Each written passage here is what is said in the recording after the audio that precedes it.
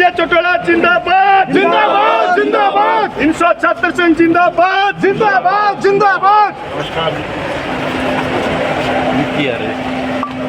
इंसो संगठन जिंदाबाद जिंदाबाद जिंदाबाद। नमस्कार। एक बार सभी साथी जोरदार तालियां बजाकर भाई जी विजय सिंह चौटाला जी का स्वागत करें। और जो साथी बाहर हैं सभी अपनी अपनी जगह ले लें। गैलरी में जो साथी हैं सभी साथियों को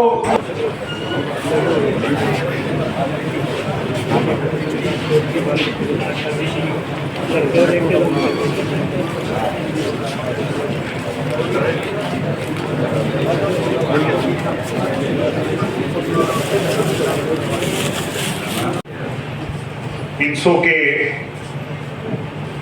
महर्षि दयानंद विश्वविद्यालय के कार्यक्रम में इंसो के राष्ट्रीय अध्यक्ष, संघर्ष की मिसाल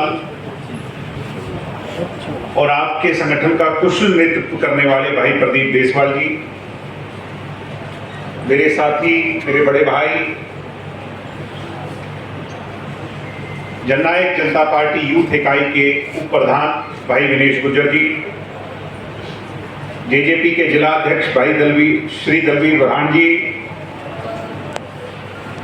आपके प्रभारी अमन मोर जी, जेजेपी के युवा इकाई के अध्यक्ष अभिषेक देशवाल जी, आज भी वो कोई बात भूला नहीं है और दुष्यंत चौटाला के राज में रिकॉर्ड किसानों को जो है उनकी फसल खराबे पर मुआवजा देने का काम किया। पीछे बाढ़ आई, आपको याद होगा, सब नेता कोई कहीं था, कोई दफ्तरों में, कोई कहीं और बैठ करके कर रहा था बातें, और दुष्यंत जी कहां थे? लोगों के बीच में बाढ़ में खड़े थे और लोगों की मदद कर रहे थे। इसलिए इसमें कोई दो राय नहीं। जिंदा कौमों का विरोध होता है, मुर्दों का कोई विरोध नहीं होता। आज ये सब नेता एक नेता के पीछे हैं। किसको गिराना चाहते हैं? अगर कांग्रेस के लोग हों, चाहे बाप हो, चाहे बेटा जी हो, चाहे अपनी पुरानी पार्टी के लोग हों, ये किसको कमजोर करना चाहते हैं? चाहे कुछ और लोग हो, सिर्फ एक नेता को कमजोर करना चाहते हैं, वो दुष्यंत चौटाला है। अब उचाना में घमासान मचाया हुआ है। ये क्यों हो रहा है? 19 बात का मेरा है कि ये 34 साल की उम्र में अगर नेक काम कर सकता है, अच्छे काम कर सकता है, पुरानी राजनीतिक व्यवस्था को बदल सकता है, उप मुख्यमंत्री रहकर इतने काम कर सकता है, तो मुख्यमंत्री जिस दिन बन गया फिर तुम्हारे हाथ नहीं आएगा। इसलिए आप मार लो, ये इनकी सोच है। मगर युवाओं से मैं एक ही बात कहता हूं और इस बात के लिए आपसे आह्वान करता हूं कि आप तोल तराजू करें और किसी के बहकावे में ना आए, अपने नेता का मजबूती से साथ दें। कोई ऐसी शक्तियां नहीं, मैंने पीछे जिक्र किया क्या किस बात का, कि राजनीतिक परिस्थितियां बदल रही हैं। कल से पहले मीडिया के लोग कहते थे कि गठबंधन का क्या होगा, अब कल कह रहे हैं कि गठबंधन में कितनी सीटें आएंगी। ये बात कह रहे हैं कि नहीं?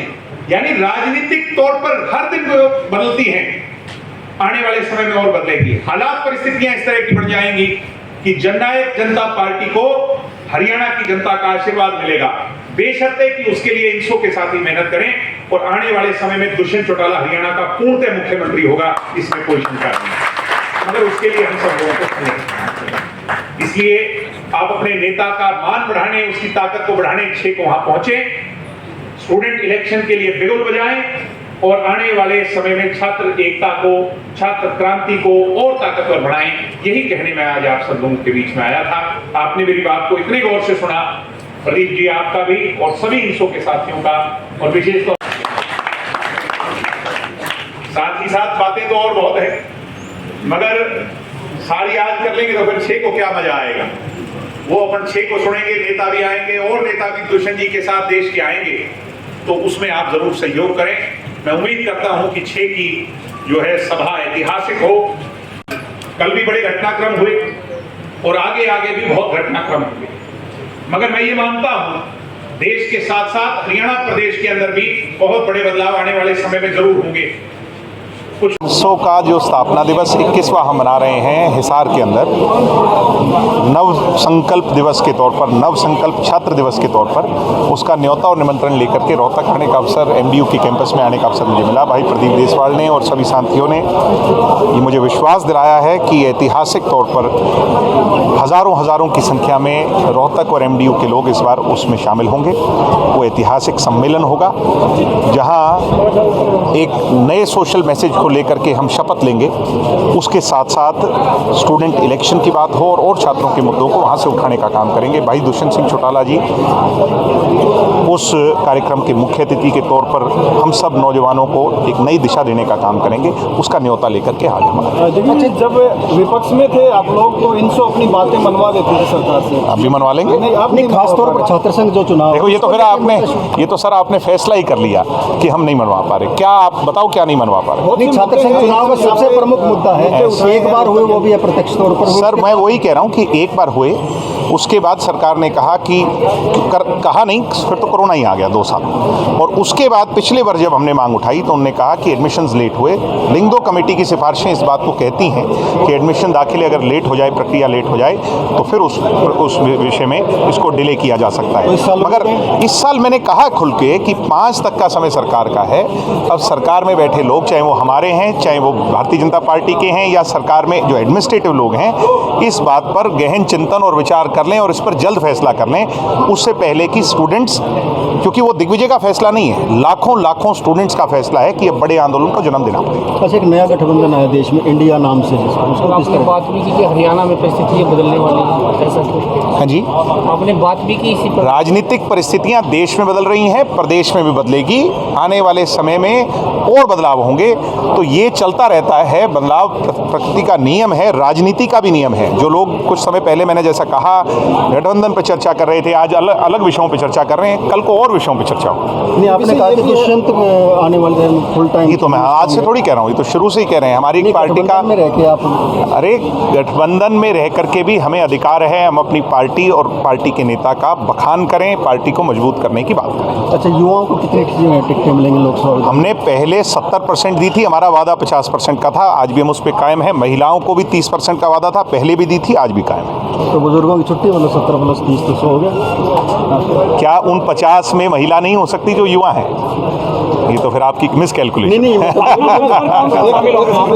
एनडीए सम्मान कर रही है जेजेपी का, लेकिन जो बीजेपी की स्टेट लीडरशिप है वो जगह जगह दुष्यंत चौटाला को टारगेट कर रहे हैं। मैं क्या कह सकता हूँ? आप लोग स्टेप नहीं है क्या? जब आपको बुलाते हैं आप सेंटर में चले, फिर आपने फैसला ले लिया, आपने फैसला ले लिया। सवाल यही है। नहीं, ऐसे फिर आप, क्योंकि जब देखिए को, मैं आपसे यही कह रहा हूँ कि अब नीचे कई बार लोग बोलते रहते हैं, हमारे लोग भी कुछ कहते रहते हैं, किसी और के भी कुछ कहते रहते हैं। इन बातों से ज़्यादा फर्क नहीं पड़ता। जिन लोगों की बात से फ़र्क पड़ता है वो लोग क्या कहते हैं, उनके मायने क्या होते हैं, उससे ही फ़र्क पड़ता है ना। वो कौन क्या कहे, सड़क चलता कोई कुछ भी कह दे।